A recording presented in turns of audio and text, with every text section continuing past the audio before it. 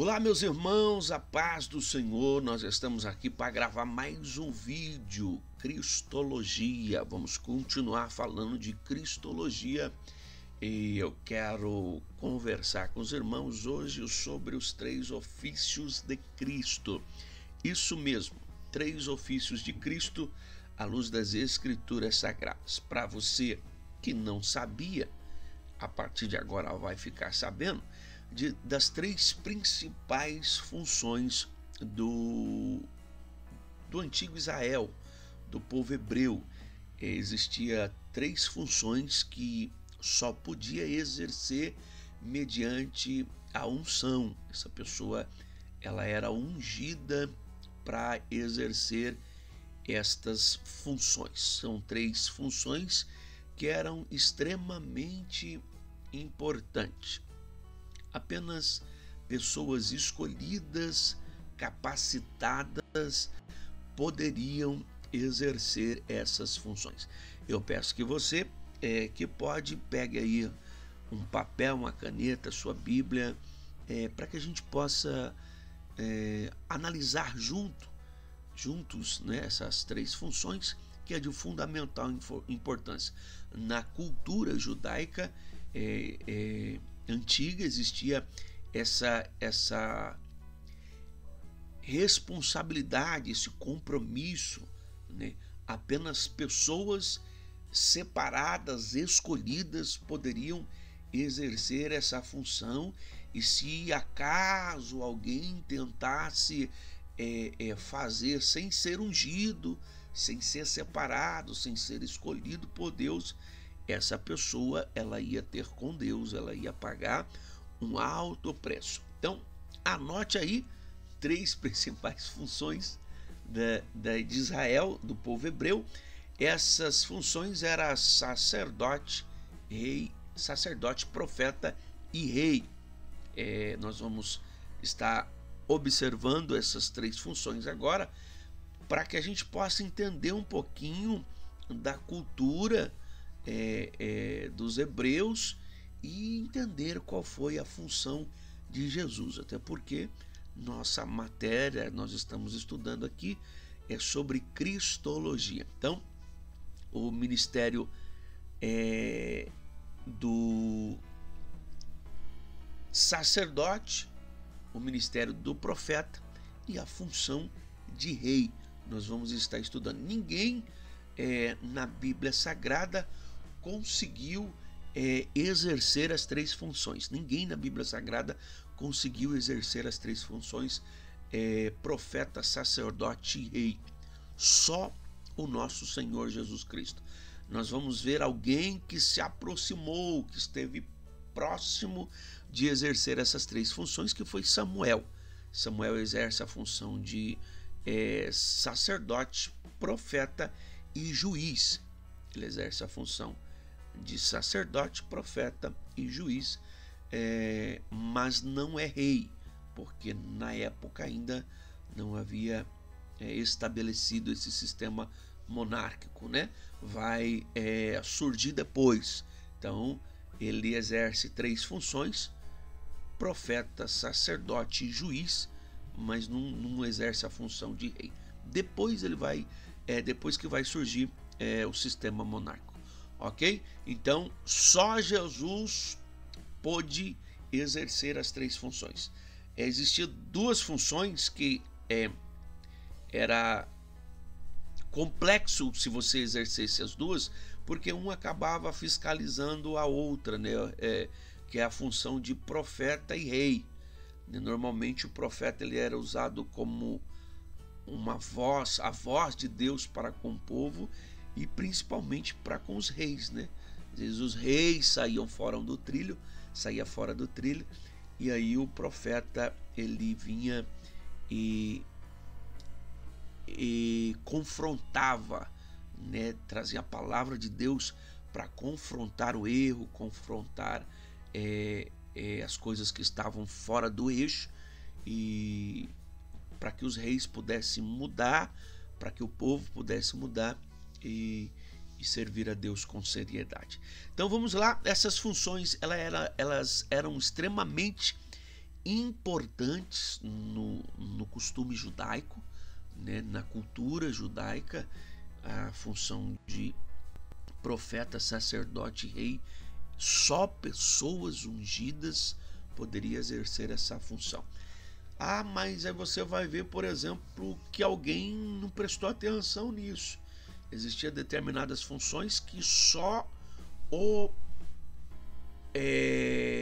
sacerdote podia fazer, por exemplo, como oferecer sacrifício. Apenas o sacerdote poderia oferecer sacrifício, ninguém mais poderia oferecer.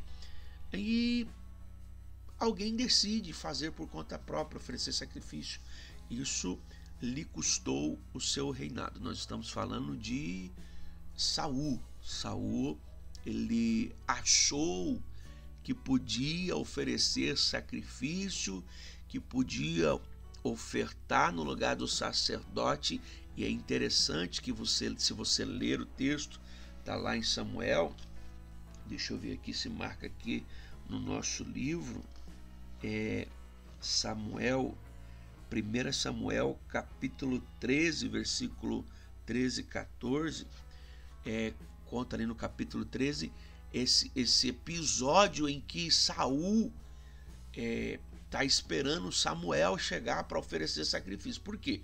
Samuel era o sacerdote, Saul ia exercer função de rei. Saul era um grande líder, Saul era diferenciado, era um cara top. Saul era um cara que tinha condição tranquilamente de ser um excelente rei, mas ele tinha que ter esperado Samuel. Mas aí ele mesmo fala da pressão do povo, das pessoas, né, que o pressionaram para que ele pudesse oferecer o sacrifício. E aí Saul, para não contrariar as pessoas, para não desagradar o povo, né? Como algumas pessoas falam aí, não, mas é o povo. Quando nós exercemos funções que são hoje eclesiásticas, funções que são separadas por Deus, consagrados por Deus, você está num lugar que você entende que Deus te colocou lá e que você faz algo importante para o reino de Deus, é para ele que você tem que prestar conta. Não é para as pessoas, mas o povo, não. Primeiro eu vou servir a Deus. Essa deve ser uma primícia, né, dos que se dizem servos de Deus. Primeiro eu preciso me preocupar em agradar a Deus. Depois nós vamos ver se conseguir agradar a outras pessoas. Maravilha, mas se eu não conseguir, a minha responsabilidade primeiro tem que ser em agradar a Deus. E Saul esqueceu desse detalhe e ofereceu sacrifício. Quando ele termina de oferecer sacrifício, Samuel chega. E aí Samuel pergunta: para que você fez, Saul?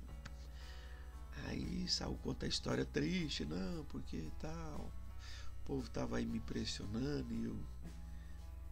Aí Samuel, o profeta Samuel, conta para ele: olha, por causa dessa sua ação de não esperar, de desobedecer uma ordem divina, você perdeu a coroa, você perdeu o seu reinado, acabou. Olha que situação, por causa de uma desobediência. Deus falou para não oferecer e ele ofereceu. Não foi o ato do sacrifício em si, mas o ato da desobediência. Desobedeceu. E isso deve ficar claro na nossa mente para todos. O importante não é sacrificar, é obedecer. É obedecer. E Saul falhou, infelizmente, e você sabe da história trágica de Saul por conta desses e outros erros que Saul cometeu. Então, tinha essa importância, essa seriedade. Você tinha que ser ungido para exercer as funções que nós falamos aqui: profeta, sacerdote e rei. Como eu já disse, o profeta, qual que era a função do profeta, irmão Robert? O profeta era o boca de Deus, era o cara que falava em nome de Deus. Era o homem que falava em nome de Deus. O que ele fazia? Ele sempre era, normalmente o profeta era levantado por Deus quando as coisas estavam ruins. Ou quando ia ficar ruim. Ele era levantado por Deus quando as coisas estavam ruins, ou quando ia ficar ruim. Aí Deus levantava o profeta, porque às vezes o povo deixava de obedecer os princípios bíblicos, e Deus levantava o profeta para orientar. E às vezes as coisas não estavam tão ruins ainda, mas o profeta era levantado como boca de Deus para dizer: olha, vai ficar ruim, vai piorar, o negócio vai ficar tenso.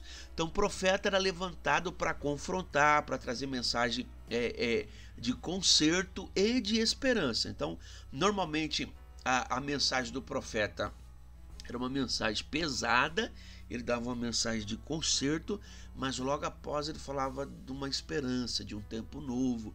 Você vai ver isso em todos os livros proféticos, em toda a história dos profetas. Você vai ver que Deus levantava eles para uma sentença. Normalmente eles vinham trazer uma sentença, mas logo após Deus trazia uma palavra de esperança, de restauração.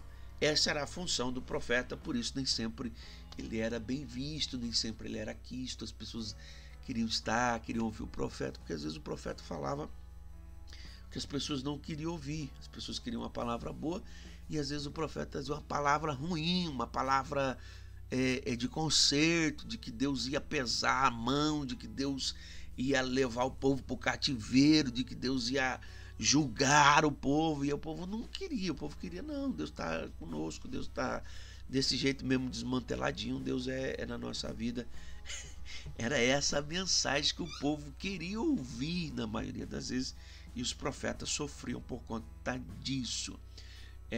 Nós vamos ver também a função de sacerdote, que era uma função que você tinha que ser da tribo de Levi, né, para exercer a função de sacerdote, para fazer os serviços no templo. Essa tribo era diferenciada. O sacerdote, ele tinha uma responsabilidade muito grande. Qual que era essa responsabilidade, irmão Robert? Levar o povo até Deus. Então o profeta trazia a palavra de Deus ao povo, o sacerdote tinha a função de levar o povo até Deus através do sacrifício, né, que era oferecido no templo. Então o sacerdote tinha essa responsabilidade de oferecer sacrifício pela vida do povo. Em tempos eles ofereciam sacrifício, e o sumo sacerdote uma vez por ano oferecia sacrifício em prol do pecado dos homens, das pessoas. Lembrando que na antiga aliança o sacerdote oferecia esse sacrifício, porém não tinha poder de perdoar pecado. Sangue de animal não tem poder de perdoar pecado, nunca teve. Então cobria o pecado, mas o pecado permanecia ali. Então precisava de um homem sem pecado, derramamento do sangue de um homem puro, sem pecado, que morresse por outros, no lugar de outros, para que o pecado fosse tirado, perdoado da humanidade. Então o sacrifício precisava ser de alguém que não tivesse pecado. Normalmente esse ato era um ato simbólico que fazia com os animaizinhos, para que a pessoa entendesse que aquele animalzinho estava morrendo no lugar dela. Aquele animalzinho precisava ser separado, um animalzinho novo, e que viesse morrer no lugar da pessoa que pecou. Então a pessoa tinha que ter esse entendimento: esse animalzinho está morrendo no meu lugar, era para mim morrer porque eu pequei, mas o animalzinho está morrendo, mas mesmo assim o sangue dele não é para perdoar pecado, e sim apenas para cobrir, para que eu não morra no lugar desse animalzinho, ok? Então essa era a função do sacerdote: fazer os serviços do templo e oferecer sacrifício em prol das pessoas, aproximar as pessoas de Deus através do sacrifício, para que fosse aplacado a ira de Deus contra a humanidade. E o rei era aquele que tem um domínio, que tem um controle, que tem um comando, que governa, que administra, que tem um poder né? Esse é o rei. Então, essas eram as 3 funções da antiga aliança que Jesus vai exercer. Jesus exerce as 3 funções como profeta. Ele vem como o verbo que se fez carne, a palavra, ou seja, ele é a maior revelação, ele é a maior profecia, ele é a verdadeira e única profecia, ele é a verdadeira e única revelação do céu para as nossas vidas, é o nosso Senhor Jesus. Por isso ele é considerado profeta, por isso que ele exerceu a função de profeta, porque João diz que ele é o verbo que se fez carne. No princípio era o verbo, e o verbo era Deus, e estava com Deus. O verbo se fez carne e habitou entre nós. Então, Jesus é a maior revelação de Deus. O profeta, ele é a própria palavra, ele é a própria mensagem. Ele veio revelar o amor de Deus para a humanidade, para as pessoas. Como sacerdote, ele exerce a função do sacerdote, do ofertante e a oferta. Então ele está ali nas 3 funções. Ele morreu como a oferta, ele se ofereceu e ele é o sumo sacerdote. Então ele ocupou as 3 funções no serviço do sacrifício. Por que, irmão Robert? Para que eu e você tivesse a oportunidade agora de estar conversando sobre céu, sobre vida eterna, sobre ser livre do poder do pecado. O Senhor Jesus se ofereceu, ninguém matou Jesus, tá? Tiraram a vida, não tiraram a vida de Jesus. Ele se oferece como sacrifício, ele se entrega como sacrifício. Ele é o ofertante, a oferta e o sacerdote. Ele oferece o sacrifício perfeito para que hoje nós tivéssemos condição de vencer o pecado por intermédio do sacrifício de Jesus Cristo na cruz do Calvário, o seu sangue derramado por nós, para nos dar o direito da vida eterna. E por último, não menos importante, o reino de Deus. Ele é rei. Aonde ele reina, irmão Robert? Aonde é que está o reino de Deus? Porque eu penso que o reino de Deus quando chegar, vai acabar a pobreza, vai acabar a fome.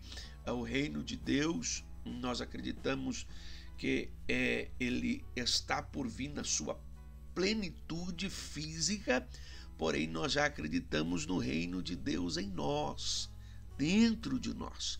Quando nós falamos do reino de Deus já presente nos nossos dias, o reino dele já está presente. Na onde, irmão Robert? Dentro de cada um de nós, na igreja de Cristo. A igreja de Cristo é o reino de Deus. O reino de Deus está presente dentro de nós. Nós somos os seus súditos, nós somos governados por ele. Nós já experimentamos viver das bênçãos celestiais em nossa vida, no nosso interior. Já experimentamos viver a paz que excede todo e qualquer entendimento, que é uma das características do reino de Deus, do reino do nosso Senhor Jesus Cristo. Então, a partir do momento em que eu entrego a minha vida para o Senhor Jesus Cristo, eu já passo a pertencer a este reino, eu já passo a fazer parte do reino de Deus. Então agora eu sou governado, eu sou administrado, eu sou liderado pelo Senhor Jesus, que é rei na minha vida. É ele que reina em mim. Então eu tenho algumas características deste reino. Qual que é? Alegria, paz, São as características que regem esse reino. O mundo jaz no maligno, o sistema no maligno. As pessoas estão vivendo perturbadas, angustiadas, aflitas. Mas e eu, que sou um cristão? Eu faço parte do reino de Deus. Eu já faço parte do reino de Cristo. Então agora eu tenho dentro de mim algo que pode sarar a humanidade, que pode trazer esperança à humanidade, porque eu faço parte de um reino perfeito, ok? Deus abençoe a sua vida, um forte abraço e até o próximo vídeo.